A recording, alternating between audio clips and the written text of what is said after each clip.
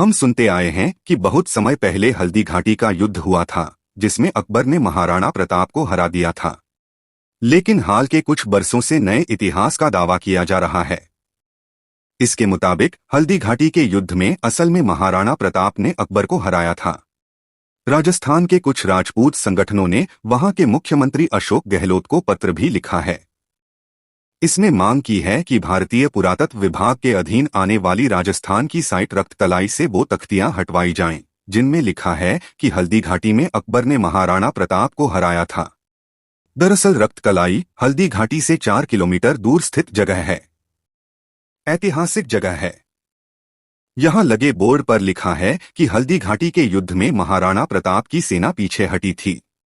लेकिन अब सदियों बाद कुछ इतिहासकारों और राजपूत संगठनों का दावा है कि इतिहास को दोबारा अच्छे से समझने पर उन्होंने पाया कि ऐसा असल में हुआ नहीं था। कुछ समय पहले राजस्थान के इतिहासकार चंद्रशेखर शर्मा ने एक शोध पत्र जारी किया था। इसके मुताबिक महाराणा प्रताप हल्दी घाटी युद्ध के बाद जमीनों के पट्टे जारी करते रहे। इस हिसाब से हल्दी घाटी के युद्ध में महाराणा प्रताप की जीत हुई थी, क्योंकि अगर वो हारे होते तो लोगों को पट्टे कैसे जारी करते। क्या ये दावे सच हैं? हल्दी घाटी के युद्ध में असल में क्या हुआ था? महाराणा प्रताप या अकबर, कौन भारी पड़ा था? कवि कन्हैया लाल सेठिया ने एक कविता लिखी, पाथ हरपीथ, और कर्नल जेम्स टॉड ने किताब लिखी है, annuls and antiquities of Rajasthan. आइए इनके आधार पर समझने की कोशिश करते हैं। कहाँ है हल्दी घाटी? हल्दी घाटी असल में एक दर्रा है। अरावली पर्वत श्रृंखला से गुजरने वाला दर्रा राजस्थान में उदयपुर से करीब 40 किलोमीटर दूर। इस दर्रे की मिट्टी हल्दी की तरह पीली है, इसलिए प्रचलित नाम हल्दी घाटी पड़ा। महाराणा प्रताप और अकबर की यहीं पर हुई लड़ाई को हल्दी घाटी की लड़ाई कहा जाता है। लेकिन असल में जो मुख्य लड़ाई थी वो यहां से 4 किलोमीटर दूर रक्त तलाई में हुई थी। इसीलिए रक्त तलाई का काफी ऐतिहासिक महत्व है। हल्दी घाटी नाम की जगह है। संकरा सा रास्ता। कहानी महाराणा प्रताप की चित्तौड़ का कुंभलगढ़ किला। यहां कटारगढ़ के बादल महल में विक्रमी संवत 1596 के जेठ महीने की उजली तीज के दिन महाराणा प्रताप का जन्म हुआ। ग्रेगोरियन कैलेंडर के हिसाब से तारीख थी 6 मई 1540। महाराणा प्रताप उदय सिंह के सबसे बड़े बेटे थे। उनकी मां का नाम जयवंता बाई था। पहले बेटे के जन्म के बाद ही उदय सिंह जयवंता बाई से विमुख हो गए। वे अपनी सबसे छोटी रानी धीरबाई भटियाणी को सबसे ज्यादा पसंद करते थे। लिहाजा आगे चलकर उन्होंने महाराणा प्रताप के बजाय धीरबाई के बेटे जगमाल सिंह को अपना उत्तराधिकारी घोषित कर दिया। हालांकि महाराणा प्रताप के कौशल को देखते हुए अधिकतर सिसोदिया सुल्तान उन्हें ही गद्दी के योग्य मानते थे। 28 फरवरी 1572 को उदय सिंह का निधन हो गया। उस समय राजवंशों में यह परंपरा थी कि राजा का सबसे बड़ा बेटा सुरक्षा कारणों से अपने पिता के अंतिम संस्कार में भाग नहीं लेता था। महाराणा प्रताप भी अपने पिता के अंतिम संस्कार में नहीं गए। लेकिन उस अंतिम संस्कार से उदय सिंह का एक और पुत्र नदारद था, धीरबाई का बेटा जगमाल सिंह। ग्वालियर के राम सिंह और महाराणा प्रताप के नाना अखेराज सोनगरा को पता चला कि जगमाल महल में हैं और उनके अभिषेक की तैयारी चल रही है। दोनों राजमहल पहुंचे और जगमाल को गद्दी से हटा दिया। महाराणा प्रताप का राज्याभिषेक कराया गया। मुगल और मेवाड़ इधर दिल्ली में अकबर दिन ब दिन शक्तिशाली हो रहा था। मुगलों और मेवाड़ के सिसोदिया राजाओं के बीच यह अदावत 3 पीढ़ी से जारी थी। राणा सांगा को बाबर के हाथों खानवा में हार का सामना करना पड़ा था। महाराणा प्रताप के पिता उदय सिंह को अकबर के हाथों चित्तौड़ हारना पड़ा था। मेवाड़ के सिसोदिया सरदार जानते थे कि भविष्य में भी अकबर के साथ युद्ध को टाला नहीं जा सकता था। महाराणा प्रताप के सत्ता संभालने के 4 साल बाद आखिरकार दोनों सेनाएं आमने सामने आईं। अकबर दिल्ली से चलकर अजमेर आया। उसने महाराणा प्रताप के खिलाफ युद्ध लड़ने के लिए मान सिंह के नेतृत्व में एक बड़ी सेना गोगुंदा की तरफ रवाना की। इस सेना ने राजसमंद के मोलेला में अपना डेरा डाला।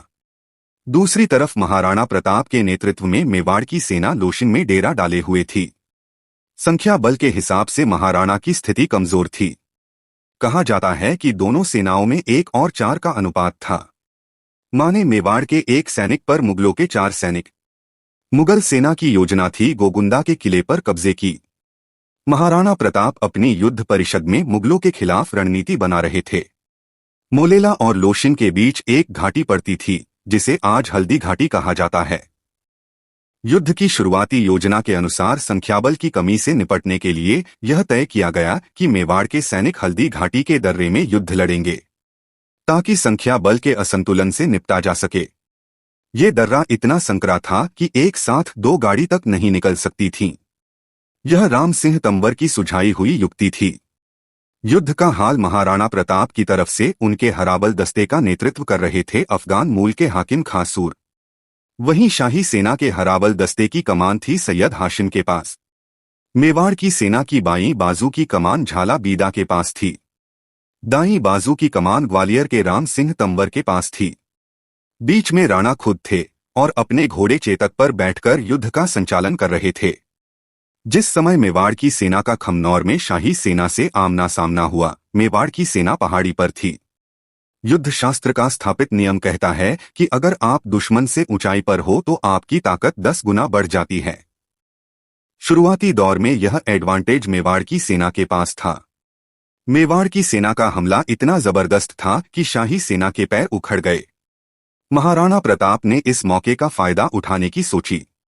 उन्होंने अपनी सेना को पहाड़ से उतरने का आदेश दे दिया ताकि भागती शाही सेना को खदेड़ा जा सके। उनके सहयोगी ग्वालियर के राम सिंह तंवर ने उन्हें समझाया कि वो मैदानी इलाके में शाही सेना का मुकाबला नहीं कर पाएंगे। राम सिंह का अंदेशा सही साबित हुआ। मैदानी इलाके में भिंत होते ही शाही सेना 20 साबित होने लगी। हाथियों से हाथी टकराए। महाराणा प्रताप की सेना के हाथी कमतर साबित हुए। मान सिंह को मारकर युद्ध में वापसी करने की महाराणा प्रताप की आखिरी कोशिश भी नाकाम रही। हार तय नजर आने लगी थी। राणा के मुकुट पर राजसी छतरी लगी हुई थी जिससे दुश्मन उन्हें आसानी से पहचान लेते थे। झाला बीदा ने महाराणा से उनकी राजसी छतरी ले ली और उसे अपने सिर पर पहन लिया। इससे मुगल सैनिक महाराणा की बजाय उन्हें निशाना बनाने लगे। महाराणा को जैसे तैसे समझाकर जंग के मैदान से निकाला गया। बीदा उनकी जान बचाते बचाते हल्दी घाटी में वीरगति को प्राप्त हुए।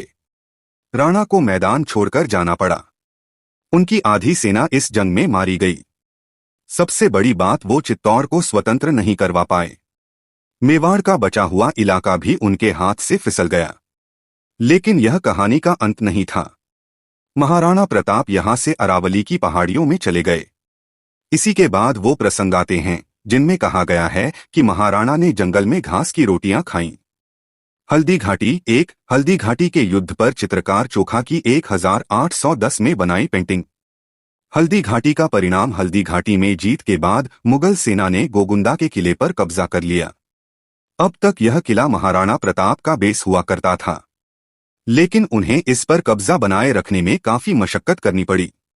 महाराणा प्रताप ने इस किले की सप्लाई लाइन काट दी, जिसकी वजह से वहां मौजूद मुगल सैनिक राशन की कमी से भूखे मरने लगे।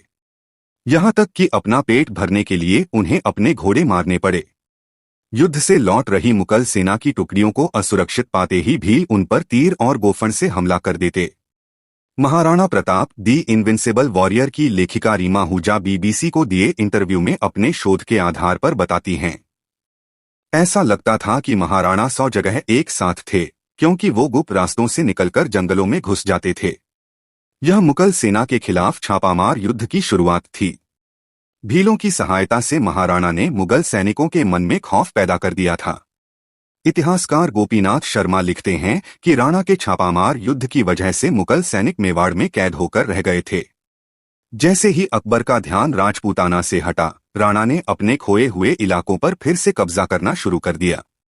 अकबर ने महाराणा को पकड़ने के लिए 6 सैनिक अभियान मेवाड़ भेजे, लेकिन किसी को कामयाबी नहीं मिली। हल्दी घाटी के युद्ध के 6 साल के भीतर ही राणा ने भामाशाह की मदद से 40,000 घुड़सवारों की नई सेना खड़ी कर ली। 1582 में महाराणा प्रताप और उनके बेटे कुंवर अमर सिंह के नेतृत्व में मेवाड़ की सेना ने दीवेर के मुगल थाने पर हमला बोल दिया। इस हमले में मुगलों को बुरी तरह पराजित होना पड़ा। देखते ही देखते उन्होंने कुंभलगढ़, गोगुंदा और उदयपुर पर वापस अपना अधिकार कर लिया। हल्दी घाटी के पास रक्ततलाई में लगा शिलालेख। इस शिलालेख में पहले लिखा था कि राजपूतों को पीछे हटना पड़ा। इसी पर विवाद था। कुछ लोगों ने राजपूत शब्द को खुरचकर हटा दिया और बाद में इसकी जगह मुगल शब्द लिख दिया गया। तो असल में हल्दी घाटी में जीत हुई किसकी? इस पर हमने बात की झाला बीदा के वंशज और मेवाड़ के इतिहास पर अध्ययन कर रहे अभिजीत सिंह झाला से। उन्होंने कहा, देखिए, हल्दी घाटी में अकबर की जीत की बात इस आधार पर कही जाती है कि राणा प्रताप युद्ध क्षेत्र से चले गए थे, लेकिन असल में राणा गए नहीं थे, उन्हें भेजा गया था ताकि राजा सुरक्षित रहे। और जब आप इस मोड़ से आगे चलेंगे तो पाएंगे कि ये युद्ध यहीं खत्म नहीं हुआ था, बल्कि राणा ने इसके बाद असल गुरिल्ला युद्ध शुरू किया और अपने तमाम क्षेत्र वापस हासिल किए। इसके बाद हमने बात की डॉ चंद्रशेखर शर्मा ने, जिन्होंने हल्दी घाटी को लेकर शोध पत्र प्रस्तुत किया था। उनके इस शोध में प्रताप को विजयी बताया गया था और इसी शोध के आधार पर ऐतिहासिक तथ्यों में बदलाव की मांग उठी थी। उन्होंने कहा, हल्दी घाटी के युद्ध में किसकी जीत हुई, ये मैं आपको कुछ प्रमाणों के आधार पर समझाता हूँ। जब मुगल सेना ने हल्दी घाटी के लिए कूच की थी तो अकबर का सख्त निर्देश था कि उन्हें महाराणा प्रताप चाहिए, जिंदा या मुर्दा, लेकिन मुगल सेना महाराणा को न तो जिंदा पकड़ सकी न मुर्दा। अब आप बताइए जीत किसकी हुई? दूसरा प्रमाण, जब मुगल सेनापति मान सिंह युद्ध के बाद अकबर के दरबार में पहुंचे तो अकबर ने उनकी ड्योढ़ी बंद करने का फरमान जारी कर दिया। ड्योढ़ी बंद करना माने अब वो व्यक्ति राज दरबार में नहीं आ सकता था। अगर मान सिंह हल्दी घाटी में जीतकर पहुंचे होते तो अकबर उन्हें इनाम देता। फिर ड्योढ़ी क्यों बंद हुई? अब इस आधार पर बताइए कि जीत किसकी हुई। इसके अलावा वो कहते हैं कि हल्दी घाटी युद्ध के बाद तक उस पूरे क्षेत्र में महाराणा प्रताप के नाम पर ही जमीन के पट्टे जारी होते रहे। पट्टे उसी के नाम पर जारी होते हैं जो शासक हो। इसके बाद हमने संस्कृति मंत्रालय के दफ्तर में भी संपर्क किया। वहां से कहा गया कि इस संबंध में पुरातत्व विभाग ही कुछ बता पाएगा। पुरातत्व विभाग को भी मेल किया गया है, उनका जवाब आते ही वो भी आपको बताएंगे। लेकिन अभी तक जो बातें सामने हैं उनके आधार पर युद्ध के पहले पड़ाव में तो मुगल सेना 20 साबित हुई, लेकिन ये जरूर है कि युद्ध के बाद के कुछ वर्षों में महाराणा प्रताप ने कुंभलगढ़ समेत तमाम क्षेत्रों पर वापस अधिकार हासिल कर लिया था।